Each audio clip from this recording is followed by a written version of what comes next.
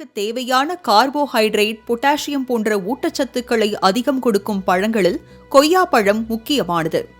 தினமும் ஒரு கொய்யாப்பழம் சாப்பிடுவதன் மூலம் சர்க்கரை நோய், இரத்த சோகை, செரிமான கோளாறு, வயிற்றுப்போக்கு போன்ற பாதிப்புகள் குறையும் என்று கூறுகின்றனர் மருத்துவர்கள்.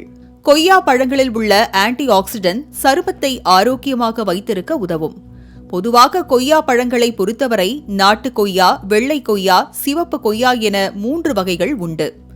தமிழகத்தில் மதுரை, திண்டுக்கல், வேலூர் போன்ற மாவட்டங்களில் கொய்யா பழங்கள் அதிகம் சாகுபடி செய்யப்படுகின்றன. பல்வேறு இடங்களில் கொய்யா பழங்கள் விளைவிக்கப்பட்டாலும் ஆயக்குடியில் இருந்து வரும் கொய்யா பழங்களுக்கு தனிச்சுவை உண்டு. திண்டுக்கல் மாவட்டம் பழனி அருகே உள்ள ஆயக்குடியில் சுமார் 5000 ஏக்கரில் கொய்யா பழங்கள் சாகுபடி செய்யப்படுகின்றன. பின்னர் அவை ஆயக்குடி கொய்யா மார்க்கெட்டிற்கு கொண்டுவரப்பட்டு வெளி மாவட்டங்களுக்கும் வெளி மாநிலங்களுக்கும் ஏற்றுமதி செய்யப்படுகிறது. மிகுந்த சுவையுடன் உடல் ஆரோக்கியத்திற்கு உகந்ததாக இருப்பதால் பொதுமக்கள் ஆயக்குடி கொய்யாவை ஆர்வமுடன் வாங்கி வருகின்றனர். தனி சிறப்பு வாய்ந்த இந்த கொய்யா பழங்களுக்கு புவிசார் குறியீடு வழங்க விவசாயிகள் பல ஆண்டுகளாக கோரிக்கை விடுத்து வந்தனர்.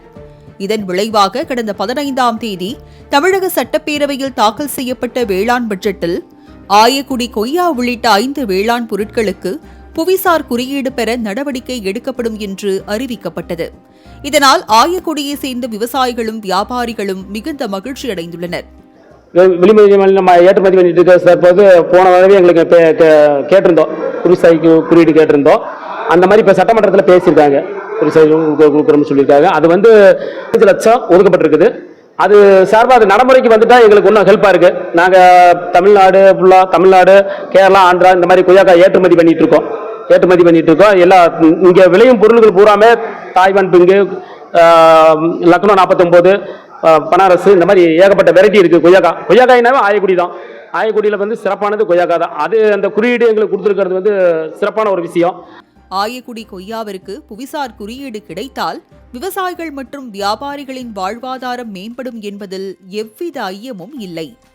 மாலை முரசு செய்திகளுக்காக பழனி செய்தியாளர் கார்த்திகேயனுடன் சந்துரு.